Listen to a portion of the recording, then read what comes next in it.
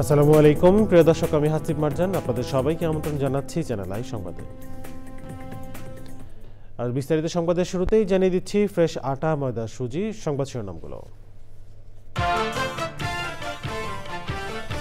দ্রুত প্রত্যাবাসন সহ রোহিঙ্গা সংকট সমাধানে প্রধান উপদেষ্টার ৭ দফা প্রস্তাব, একটি জাতিকে নির্মূলের হাত থেকে রক্ষায় বৈশ্বিক উদ্যোগের তাগিদ। শেখ হাসিনার বিরুদ্ধে মানবতা বিরোধী অপরাধের মামলায় শহীদ মারুফের বাবার সাক্ষ্যে হত্যাকাণ্ডের বর্ণনা, চোখে গুলিবিদ্ধদের বিষয়ে চিকিৎসকের সাক্ষ্য। আগামী ফেব্রুয়ারিতে নির্বাচন নিয়ে ভিপি নূরের সংশয়, বিদ্যমান মাঠ প্রশাসন দিয়ে সুষ্ঠু নির্বাচন সম্ভব নয় বলে মন্তব্য। এবং সবুজে সাজায় বাংলাদেশ স্লোগানে নীলফামারীতে প্রকৃত জীবন ক্লাবের বৃক্ষরোপণ, দেশকে সবুজে সাজানোর উদ্যোগে যুক্ত হচ্ছেন সব স্তরের মানুষ।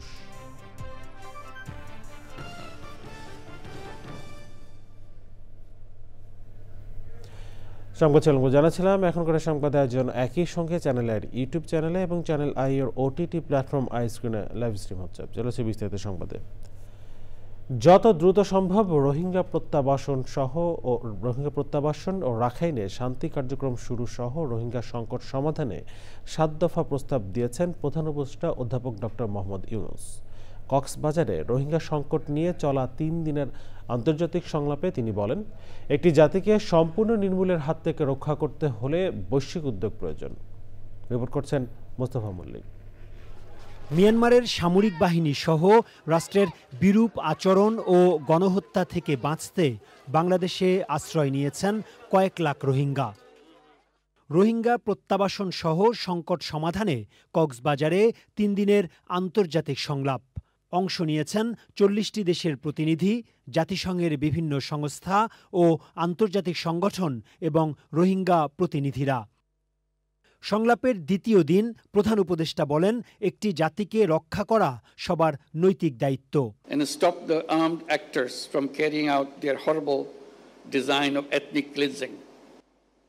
রোহিঙ্গাদের জাতিগত নির্মূলের ভয়ঙ্কর পরিকল্পনা বাস্তবায়ন থেকে সশস্ত্র ঘাতকদের থামিয়ে দেওয়া আমাদের নৈতিক দায়িত্ব। বাংলাদেশের সম্পদ ও সামর্থ্যের সীমাবদ্ধতা আছে। এরপরেও ২০১৭ সালে এবং এরও আগে মানবিক কারণে রোহিঙ্গাদের জীবন বাঁচাতে বাংলাদেশ সীমান্ত খুলে দিয়েছিল। মিয়ানমার সরকার ও আরাকান আর্মিকে নিশ্চিত করতে হবে যাতে কোনো রোহিঙ্গা বাংলাদেশে প্রবেশ না করে। রোহিঙ্গা সংকট সমাধানে ৭ দফা প্রস্তাব উপস্থাপন করেন প্রধান উপদেষ্টা। Right to return to their own home and homeland has to be secured, and sustainable return to their homes in Rakhine as soon as possible. রোহিঙ্গাদের নিজ দেশ মিয়ানমারে দ্রুততার সঙ্গে নিরাপদ প্রত্যাবাসনের ব্যবস্থা করতে হবে। রোহিঙ্গা জনগোষ্ঠীর প্রতি সহায়তা অব্যাহত রাখতে হবে।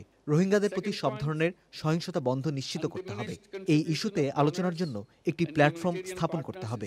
আসিয়ান সহ প্রতিবেশী দেশ ও আন্তর্জাতিক মহলকে সহায়তা করতে হবে। জাতিগত নিধনের বিরুদ্ধে অবস্থান নিশ্চিতকরণ এবং আন্তর্জাতিক আদালতে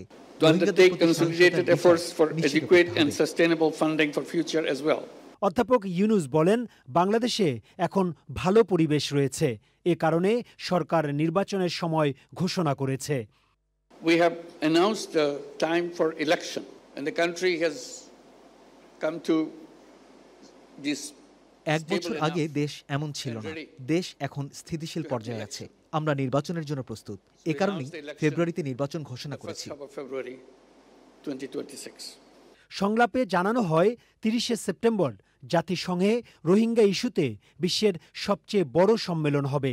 এতে অংশ নেবে ১৭০টি দেশ। Mostafa Mallik, channel I, Dhaka.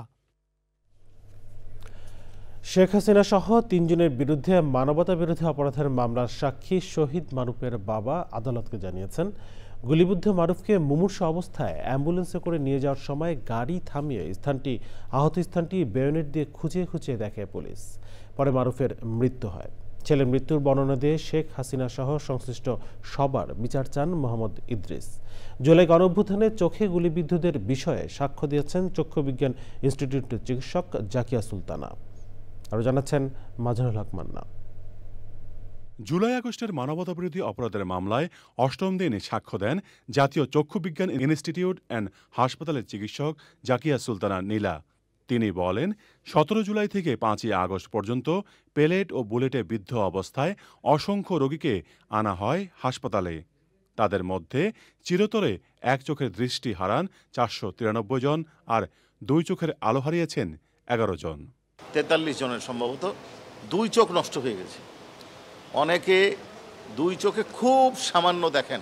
ওনারা যে পরিসংখ্যানটা দিয়েছেন তাতে দেখা যায় ১,০০০-এরও বেশি গুলিবিদ্ধ ব্যক্তি চক্ষু চিকিৎসার জন্য তাদের কাছে উপস্থিত হয়েছেন। শিক্ষার্থী মারুফ পড়াশোনা করতেন বরিশালে। ছুটিতে বাবা মোহাম্মদ ইদ্রিসকে কাজে সহায়তা করতে ঢাকায় আসেন।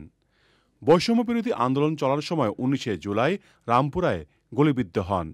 গুরুতর আহত মারুফের সাথে পুলিশের আচরণ বর্ণনা করতে গিয়ে কান্নায় ভেঙে পড়েন বাবা ইদ্রিস।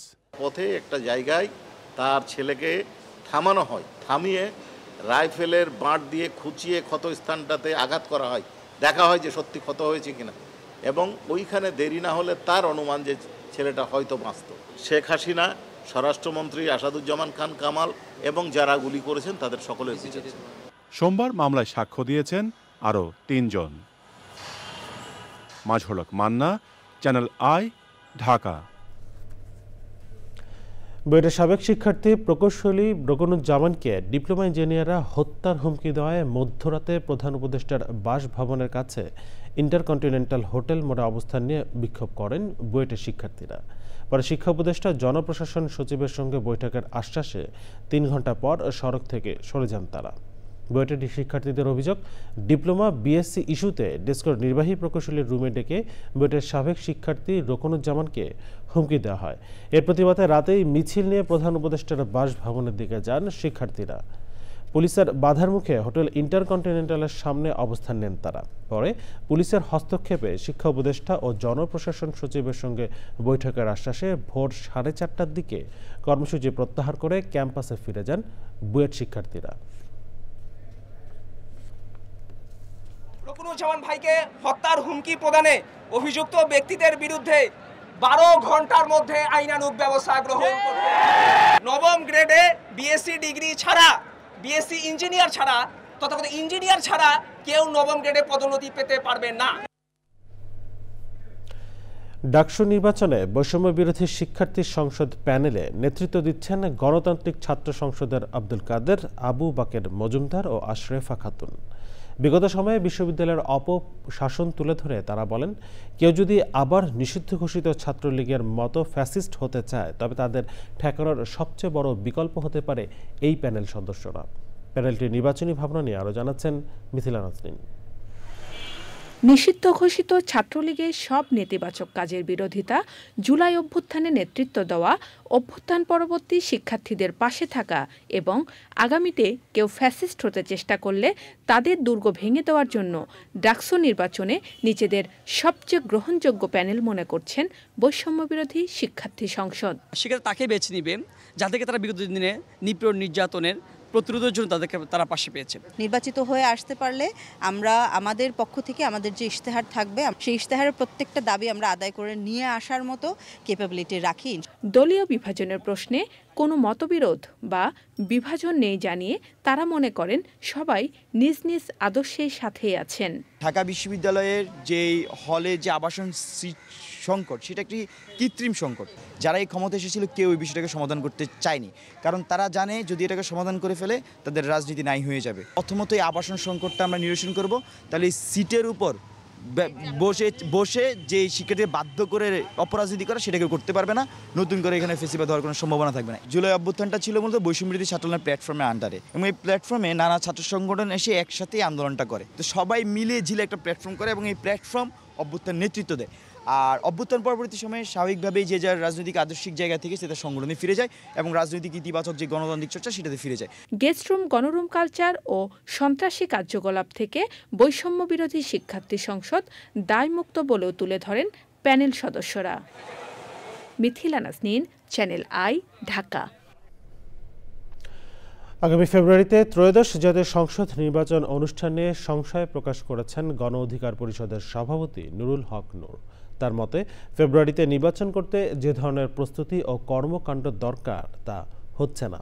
বিদ্যমান মাঠ প্রশাসন দিয়ে সুষ্ঠু নির্বাচন সম্ভব নয় বলেও মনে করেন তিনি। রিপোর্ট করছেন আক্তার হোসেন। গণ অধিকার পরিষদের সভাপতি ও ডাকসুর সাবেক ভিপি নুরুল হক নূর বলেছেন, প্রধান উপদেষ্টা ঘোষিত সময়ে ত্রয়োদশ জাতীয় সংসদ নির্বাচন অনুষ্ঠানে আস্থা অর্জনে সরকার ব্যর্থ হয়েছে। রাজনৈতিক সমঝোতা না হলে নির্বাচন নিয়ে সংকট কাটবে না বলেও মনে করেন তিনি। রাজনৈতিক কোনো সমঝোতা না তৈরি হয় এবং সরকার যদি এখানে ভূমিকা না নিতে পারে তাহলে কিন্তু নির্বাচনে একটা সংকট তৈরি হবে। আমরা নির্বাচনের আগে এই কাঙ্ক্ষিত সংস্কারের একটা বাস্তবায়ন চাই।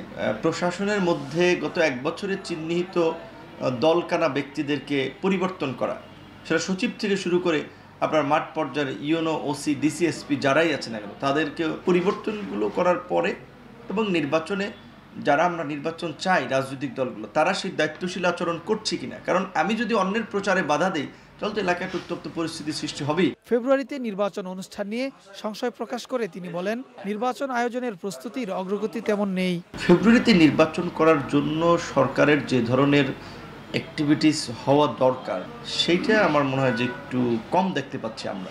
কারণ নির্বাচনের আগে দফায় দফায় বিভিন্ন রাজনৈতিক দলগুলোর সাথে মিটিং করতে হবে, বিভিন্ন ইস্যুতে তাদের মতামত শুনতে হবে, সরকারের প্রশাসনকে ঢেলে সাজাতে হবে। গত 1 বছরে ধরেন মাঠ পর্যায়ে যারা ডিসিএসপি, ইউনো, ওসি হিসেবে কাজ করছে তাদের মধ্যে কিন্তু আমরা ওই পুরানো বৈশিষ্ট্যই দেখতে পাচ্ছি যে বড় বড় রাজনৈতিক দলকে তুষ্ট করে তারা কর্মকাণ্ড করছে এবং অনেক ক্ষেত্রে তাদের হাতে জিম্মি হয়ে যাচ্ছে। তাহলে এরকম একটা অন্তর্বর্তী সরকারের অধীনের প্রশাসন যদি এরকম হয় তাতে কিভাবে ফেয়ার নির্বাচন করবে? প্রাথমিকভাবে নির্বাচনের জন্য এককভাবে প্রস্তুতি নিলেও সমমনা দলের জোটে যাওয়ার সম্ভাবনার কথাও জানালেন ভিপি নূর। বিএনপির জাতীয় সরকারের কাঠামো কেমন হবে দলটি তা পরিষ্কার করেনি বলেও মন্তব্য করেন নুরুল হক নূর। Akhtar Hossain, channel I, Dhaka. সবুজে সাজাই বাংলাদেশ স্লোগানে দেশজুড়ে ব্যাপক সবুজায়নের অংশ হিসেবে নীলফামারীতেও বৃক্ষরোপণ করছে প্রকৃত জীবন ক্লাব। মোবাইল নেটওয়ার্ক অপারেটর বাংলালিংকের সহযোগিতায় শিক্ষার্থীদের হাতে তুলে দেওয়া হয় নানা প্রজাতির দেশীয় গাছের চারা। দেশকে সবুজে সাজানোর উদ্যোগে যুক্ত হচ্ছেন সব স্তরের মানুষ। আনোয়ার আলমের তথ্য বিরচিত রিপোর্ট করছেন আফরোজা হাসি। অগ্রযাত্রার নামে পরিবেশ বিরোধী উন্নয়ন আর দখল দূষণে বিপর্যস্ত বাস্তুতন্ত্র রক্ষায় সারা দেশের মতো নীলফামারীতেও সাড়া ফেলেছে প্রকৃতি ও জীবন ক্লাবের সবুজ আন্দোলন। বাংলালিংকের সহায়তায় নিরাপদ আবাস নিশ্চিতের প্রত্যয়ে নতুন প্রজন্মকে পরিবেশ সচেতন করতে বিভিন্ন শিক্ষা প্রতিষ্ঠানে সবুজ উৎসব। সবুজে সাজাই বাংলাদেশ এই প্রতিপাদ্যে নীলফামারীতে বৃক্ষরোপণ কর্মসূচি পালন করেছে প্রকৃতি জীবন ক্লাব। এই যে গাছ আমরা লাগাই, এই গাছের কিন্তু নানা ধরনের উপকারিতা। তার মধ্যে একটি হচ্ছে বায়ু দূষণও কিন্তু এই গাছ কমিয়ে দেয়। রাস্তার ধারে এবং ঘনবসতি এলাকায় যদি বৃক্ষরোপণ করা হয় তাহলে বায়ু দূষণ 30% কমে যায়। এই উপকারী গাছকে কিন্তু আমাদের লাগাতে হবে যেখানে পারি আমরা। সুতরাং আসুন বৃক্ষরোপণের মাধ্যমে আমরা সারা বাংলাদেশটাকে সবুজে ছেয়ে ফেলি। ফলদ, বনজ ও ওষুধি সহ নানা জাতের দেশীয় গাছের চারা হাতে উচ্ছ্বাসী শিক্ষার্থীদের মুখে সবুজের বন্দনা। গাছ আমাদের অক্সিজেন দেয়। এই গাছ পেয়ে খুবই খুশি। আমাদের সবাইকে গাছ দেওয়ার মাধ্যমে গাছ লাগানোর প্রতি উৎসাহিত করা হচ্ছে। উত্তরাঞ্চল বিশেষ করে মরুভূমি হওয়ার দিকে এগিয়ে যাচ্ছে, সে থেকে বাঁচতে হলে আমাদেরকে বেশি বেশি গাছ লাগাতে হবে। প্রকৃত জীবন ফাউন্ডেশন সুনিবিড়ভাবে জড়িত আছে এবং দীর্ঘ অনেক সময় ধরে কাজ করছে এবং বাংলালিংক পরিবারের পক্ষ থেকে আমরা এই মহৎ কাজটার সাথে যুক্ত হতে পেরে আসলে গর্বিত।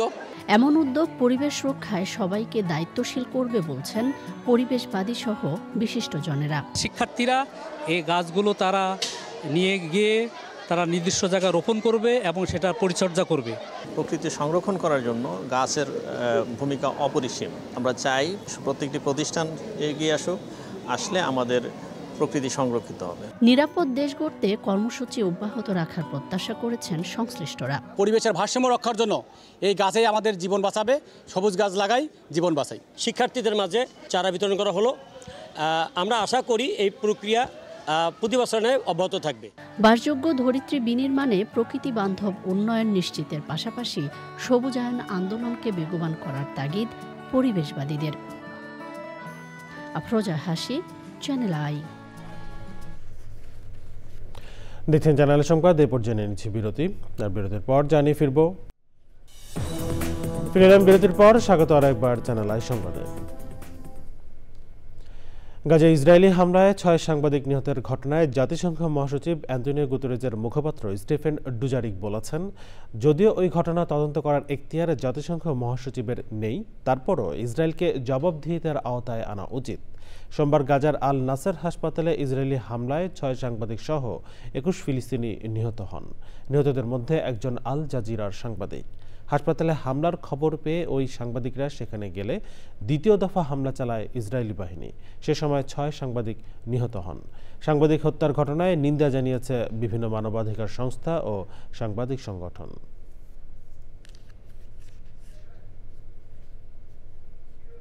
এরপর যা রয়েছে কৃষি সংবাদ।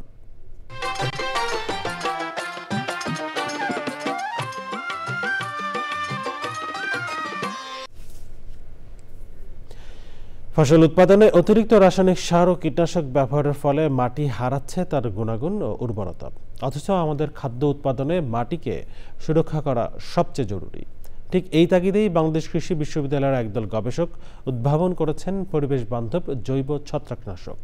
ময়মনসিংহ থেকে শেখ মহিউদ্দিন আহমেদের তথ্য ভিডিওচিত্রে রিপোর্ট করছেন জহির মুন্না। দেশে ফসল উৎপাদনে অতিরিক্ত ও অনিয়ন্ত্রিত বালাইনাশক ব্যবহার হচ্ছে, ফলে দিনে দিনে হুমকির মুখে পড়ছে মানুষের স্বাস্থ্য ও পরিবেশ। গবেষণা বলছে, বর্তমানে ব্যবহৃত বালাইনাশকের মধ্যে ছত্রাকনাশকের হার প্রায় 45 থেকে 46%, কীটনাশক 33% এবং আগাছানাশক 20 থেকে 21%, যা পরিবেশে ছড়িয়ে সৃষ্টি করছে মারাত্মক দূষণ। এই পরিস্থিতি মোকাবেলায় বাংলাদেশ কৃষি বিশ্ববিদ্যালয়ের একদল গবেষক পরিবেশ বান্ধব ছত্রাকনাশক উদ্ভাবন করেছেন।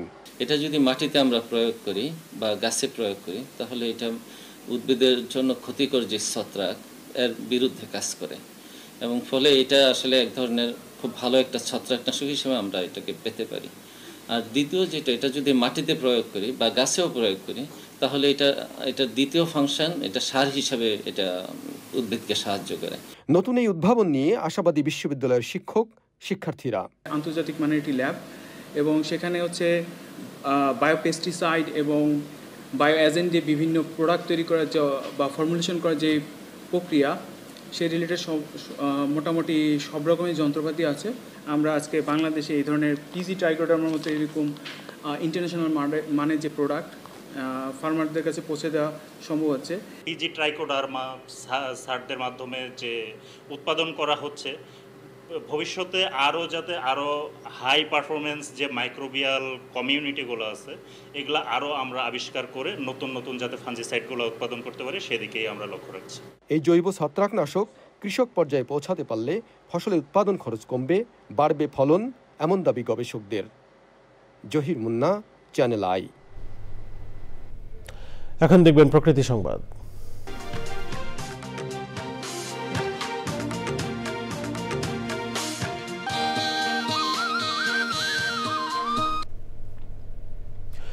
অপরিকল্পিত উন্নয়ন ও বিলের বুকে বিভিন্ন স্থাপনা নির্মাণে চিরাচরিত বৈশিষ্ট্য হারাচ্ছে দেশের বৃহত্তম জলাভূমি চলন বিল।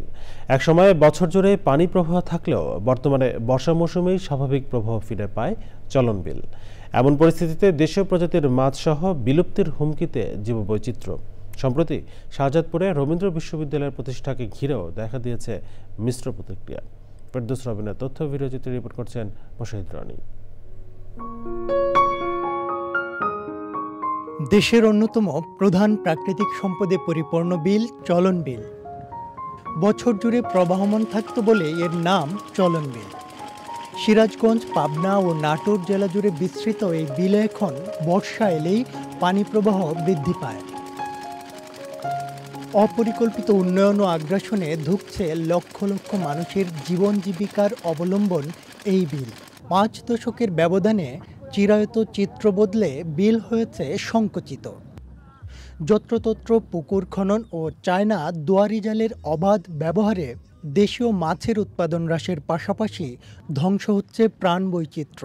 ট্যাংরা ছিল, গোসিয়া ছিল, বাইমে আসছিল আর বোয়াল সব ধরনের মাছ আসছিল। চানা জাল না থাকলে ফেরে এসব মাছগুলো আগের মতনই হইতো। যখন জোয়ার একটু হয়তো পানি বৃদ্ধি হয়, বৃদ্ধি হলে মাছ বেশি হয়, পানির বৃদ্ধি কম হয়ে গেলে মাছের সংখ্যা কমে যায়।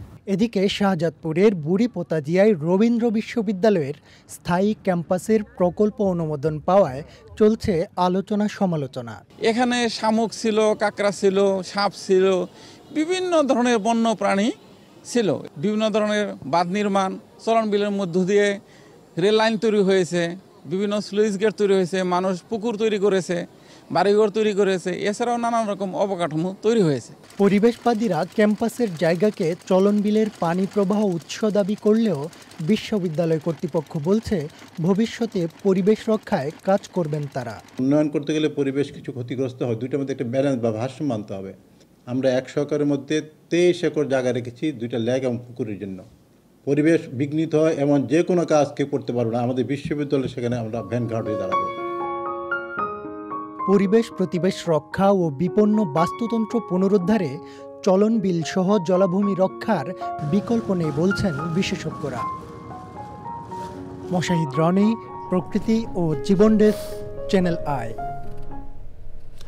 জানাবো খেলার খবর। সংবাদ শেষ করবো, তবে যাবার আগে ফ্রেশ আটা, ময়দা, সুজি সংবাদ শিরোনামগুলো জানিয়ে দিচ্ছি আরো একবার। দ্রুত প্রত্যাবাসন সহ রোহিঙ্গা সংকট সমাধানে প্রধান উপদেষ্টার 7 দফা প্রস্তাব, একটি জাতিকে নির্মূলের হাত থেকে রক্ষায় বৈশ্বিক উদ্যোগের তাগিদ। শেখ হাসিনার বিরুদ্ধে মানবতা বিরোধী অপরাধের মামলায় শহীদ মারুফের বাবার সাক্ষ্যে হত্যাকাণ্ডের বর্ণনা, চোখে গুলিবিদ্ধের বিষয়ে চিকিৎসকের সাক্ষ্য। আগামী ফেব্রুয়ারিতে নির্বাচন নিয়ে ভিপি নূরের সংশয়, বিদ্যমান মাঠ প্রশাসন দিয়ে সুষ্ঠু নির্বাচন সম্ভব নয় বলে মন্তব্য। এবং সবুজে সাজাই বাংলাদেশ স্লোগানে নীলফামারীতে প্রকৃতি জীবন ক্লাবের বৃক্ষরোপণ, দেশকে সবুজে সাজানোর উদ্যোগে যুক্ত হচ্ছেন সব স্তরের মানুষ।